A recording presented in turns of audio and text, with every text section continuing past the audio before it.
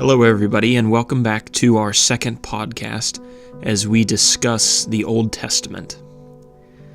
If you've ever opened a Bible, one of the first things you might notice is that it's split into two large sections. The first section is called the Old Testament, and the second section is called the New Testament. These two testaments make up the entire contents of the Bible. Now, this explanation may spark even more questions in your mind, one of which may be, well, what is a testament?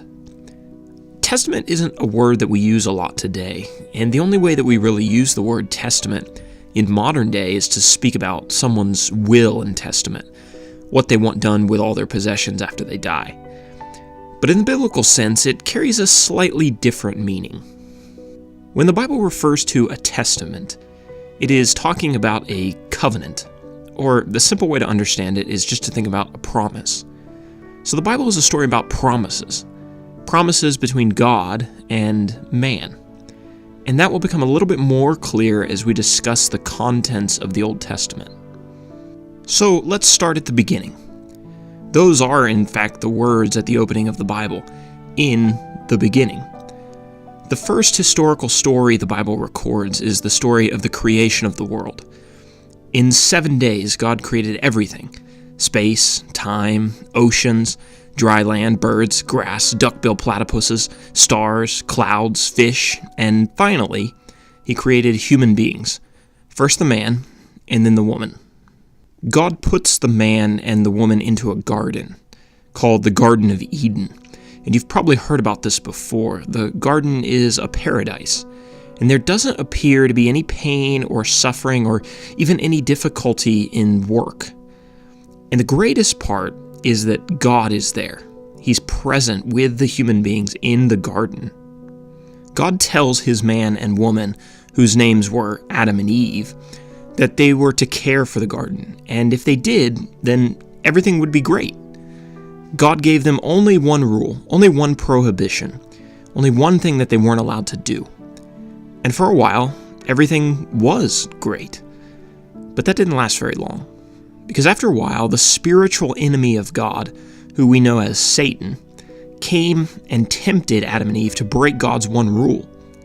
And after some eloquent lies and slippery deception, he succeeded. God's law had been broken. Men and women were, for the first time, sinners. God, disappointed and angry, came looking for Adam and Eve, and determined that because sinners cannot have fellowship with a pure and holy God, they must be cast out of the garden and away from His presence. It is the story of Adam and Eve that launches us into the rest of the Old Testament. It is important to remember that all of the other stories that we talk about are set against the backdrop of this one. Men and women have been separated from God, and they must find a way back together. The early chapters of the Bible cover large, sweeping amounts of time, telling us only of the most notable events of God and humans on the earth. It is here that we read the stories of the Tower of Babel, the great flood that covered the earth, and the growth of civilizations that would lay the foundations for the rest of human history. It is at this point that God narrows our focus, directing our attention to the story of just one family, or actually at this point, just one man. That man's name was Abraham. God makes Abraham a promise that He will give him a homeland, that He will give him a son, that He will give him a great multitude of descendants, and that through those descendants, all the nations of the earth would be blessed or benefited. And although we don't know it yet, the way that all of the earth would be blessed is by the Messiah, Jesus, being born from the ancestral line of Abraham. But back to our story. Abraham is called by God to move from Ur of the Chaldees, which is in Mesopotamia, to a new land, a promised land. And that land sat just east of the Mediterranean Sea. And it is this move that is the reason that the rest of the Bible, for the most part, takes place in a land that we know of today as Israel, or Palestine. Abraham did in fact make the move. And it's in this land that God gives him and his wife a son, just like he had promised. And you may already know the name of that son. His son's name was Isaac. After several years, Isaac also has a son, whose name was Jacob. And then Jacob has himself some sons as well, 12 in fact. And it is from the descendants of these 12 boys that the 12 tribes of Israel would be formed. Many people have heard about the 12 tribes of Israel, and some people may be confused about what they actually were or where they came from. The easy way to think about them is just simply to know that they are the 12 families of Jacob's 12 sons. And if you combine them all together, they are known as the Jewish nation, or sometimes the Hebrew nation. Now, one of those sons was named Joseph, and he plays a really significant role in the history of the 12 tribes. Due to a series of unfortunate events, Joseph is sent out of the Promised Land and down into the country of Egypt. And not long after, the rest of Joseph's family relocates down to Egypt and makes their home there. But things in Egypt don't go so well for the 12 tribes. In fact, the king of Egypt makes them his slaves. And for several hundred years, the Jews are in slave bondage to the Egyptians. But during this time, the 12 tribes are getting bigger. Their kids are having kids, and their kids are having kids. And soon the 12 tribes are no longer just a dozen brothers, but a whole nation of people. Eventually, God determines that the time for the Jews to escape their Egyptian captors has come. And so he selects a man by the name of Moses to be their great deliverer. And with the power of God, the help from his brother Aaron, and 10 plagues which destroyed the proud nation of Egypt, Moses led the nation of the 12 tribes out of Egypt and into freedom. Where were they going, you might ask? Good question. They were going back to the Promised Land, the land that God had promised to Abraham all of those years ago and had been abandoned when Joseph's family moved to Egypt. But on their journey, God appeared to Moses on a mountain, and he gave Moses the law under which his people, the Jews, were to live. You may have heard of this law. It was called the Law of Moses, or just the Old Law. And this is the law or covenant that the term Old Testament is referencing. And the promise that was made by God in this old law was that if the people could keep all of the rules of the law perfectly, they would be a righteous people. They would be holy like God was holy. And if they never broke God's law, then they would never be sinners.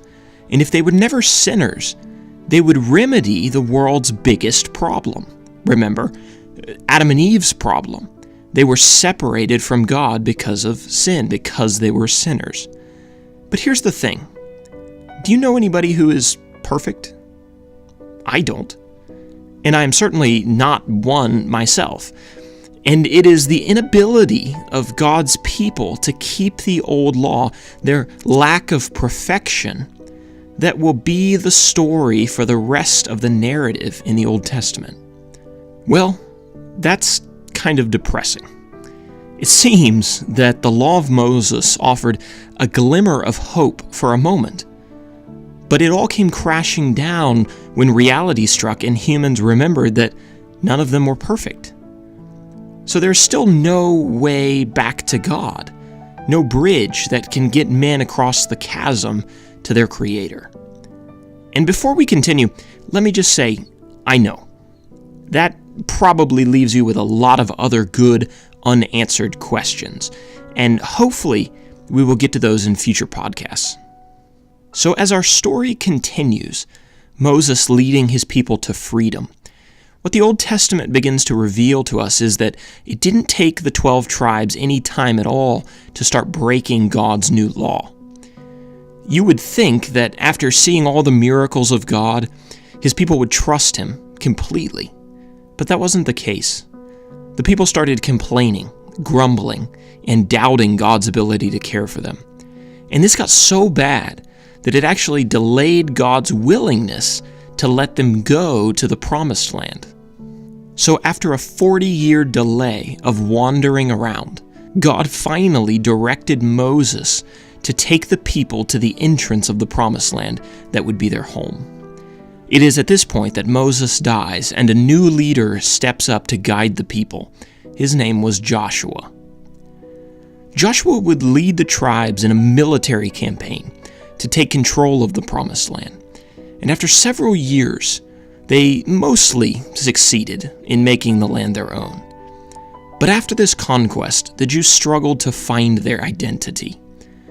God had saved them from the Egyptians, guided them to the Promised Land, and even given them victory over their enemies so that they would be His people. They were supposed to find their identity in being the people of God. But they continuously resisted that identity for one of their own fancy. They abandoned God for idols, shamed themselves in immorality, and made a regular habit of getting themselves into a heap of trouble. For the next several hundred years, the Jews went through a circular pattern of behavior. They would slowly begin to ignore the instruction of God, fall into immorality, be conquered by some enemy nation, and then cry out to God for deliverance and forgiveness for neglecting Him. And God, in His mercy, would oblige. God's deliverance always came in the form of a judge. The term judge could be understood as a position or a title for God's appointed leader, and they often had divine, miraculous assistance to accomplish their work. If you've ever heard of the period or the time of the judges, this is what that term is referring to. The judge would restore the Jews, lead them into battle against their enemies, and restore their nation's reverence for the one true God. And as we mentioned, this cycle of disobedience, followed by restoration and repentance, continued for multiple centuries. It is during this time that we get to read the stories about the judges, and we see characters like Samuel and Samson, Jephthah, Ehud and Eglon, and Gideon. But as is the case with many nations throughout history, the people became discontented with their government's setup. They wanted to change, so they proposed a new system. They wanted a king, just like all of the other nations. So Samuel, the very last judge, was instructed by God to anoint a king over the nation, even though God had actually warned against it. So a very kingly-looking man by the name of Saul became the first king of Israel. And this started a succession of kings that would reign over the nation for about 400 years. The story of Saul is a sad one. He started off so well. He loved God and led the people with wisdom for the first part of his reign. Unfortunately, however, it wasn't to last. During the second half of his time on the throne, Saul became paranoid, disobeyed God, and turned away from serving Him, which prompted God to promise that Saul would soon be replaced by another man, and that man's name was David. King David is one of the major characters of the Old Testament, and even plays a major role in the second half of the Bible as well, because it said that Jesus, the Messiah, would sit on the throne of David. After slaying a giant named Goliath, David served the 12 tribes faithfully as their king for 40 years. It was David's son Solomon who took over after his father's death. Solomon brought great prestige to the children of Israel and their small little nation. Solomon was known for being very wise and very rich, and he built a beautiful temple in which the presence of the Lord dwelt in Jerusalem. And although I wish I could tell you that Solomon was as faithful to the Lord as his father David, sadly, that would not be accurate. Solomon started out with great promise, but much like Saul, the first king, he departed from the path of the Lord towards the end of his life. His reign can be viewed as a slow decline, one that would eventually plunge the nation into darkness and division. Solomon's son Rehoboam was the heir apparent upon the decease of Israel's third king, But during the early years of his reign, civil unrest broke out within the nation. And in a split that was never to be reversed, God's people divided. The nation to the north, which contained the majority of the tribes, would take the name of Israel. The nation to the south, which contained the largest of the tribes, took the name Judah. Back during the time of the Judges, God had warned the people of the harm that could be caused if they were to ask for a king. And it was only now, close to 150 years later, that the people were beginning to see its damaging effects. Israel to the north and Judah to the south would remain enemies to the end. Not just enemies of each other, but for the most part, enemies of God. Almost 40 kings would rise and fall from the thrones of these two countries, and except for a few notable exceptions, none of them respected the laws of God. Rather than the kings leading their people to the one true king in heaven, they led them into moral decay. This led God to send prophets to call the people back from their immorality and warn them of impending destruction if they refused. Prophets like Joel, Isaiah, Amos, Hosea, Micah preached the message of God boldly to the rebellious tribes, but with very little success, and often at great peril to their own lives and personal comfort. But after their perennial sinfulness, God's message changed. Gone were the opportunities for his people to repent and avoid punishment. Punishment was coming, and it would be harsh. Punishment would first come on the northern nation of Israel. 19 kings had ruled in Israel, and not one of them had been obedient to God. And because of this, God sent the great Assyrian Empire to conquer Israel and take its citizens away captive as prisoners of war, never to be heard from again. God spared the southern nation of Judah from this fate, but it would not be long until they too pushed God to his limits of tolerance. About 100 years later, in 606 BC roughly, God sent a new world power, the Babylonians, to take the citizens of Judah captive. However, their fate would not be as bleak as that of Israel's. Yes, they would be punished, but after 70 years, they would be allowed to return to their home in the Promised Land. It is during this period that we read about great Bible characters like Habakkuk, Jeremiah, Ezekiel, Daniel, Shadrach, Meshach, and Abednego, and Nebuchadnezzar. So after 70 years, under the thumb of their captors, Judah was finally allowed to return home. But what they came back to wasn't the same as the home that they had known before. The Babylonians had destroyed much of what they had built. They destroyed Jerusalem, all of their homes, and the city walls, and even the beautiful temple that Solomon had built for the Lord. The Promised Land needed some fixing up, and the people set out to accomplish the work. Well, at least for a little while. God had instructed the people that their priority was to rebuild the temple, but their enthusiasm waned not long after the construction got underway. This apathetic mindset is representative of Judah's mindset about godliness throughout the rest of the Old Testament. After all of God's discipline, after 70 years of captivity, even as God had showed them his mercy by returning them to their homeland, they still couldn't find a place of respect and love for God in their hearts and lives. They still refused to keep his law the way that he asked. And this continued for some time. And as the Old Testament draws to a close, in the very last book, the book of Malachi, Malachi is venting both his and God's frustrations with his stubborn and selfish people. It gets so bad that God actually says that he would rather his people not worship him, because their worship was empty and meaningless. And while they acknowledged God with their lips and with their sacrifices, their life reflected their real mindset, that God wasn't even real to them.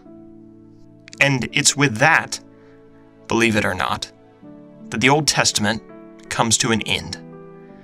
The pages of the Old Testament come to an end with the same problem that they opened with. Do you remember? Adam and Eve's problem, man's separation from God because of sin. The problem hasn't been resolved, and the weight of every man and woman's sin hung heavy on them. So where do we go from here? Certainly the Bible doesn't end on such a depressing note, and that's true. We've only made it halfway through the Bible.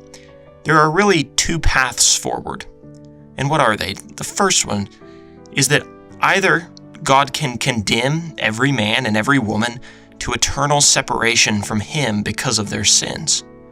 Or, number two, God can make another way. He can offer another solution to the problem. And I bet you can probably guess which one God chooses. And that is the topic of our next podcast, when we transition from the Old Testament to the New Testament. Hi, everybody, and thank you so much for listening to this podcast. If you missed the first podcast, go back and listen to that one. It was a sweeping plot summary of the entire Bible. This podcast focuses on the Old Testament, and our next podcast will focus on the New Testament. So subscribe to the channel if you don't want to miss the upcoming podcast, and check out our other videos as well. Share this with anyone who you may know who may be trying to get their head wrapped around what's going on in the Old Testament.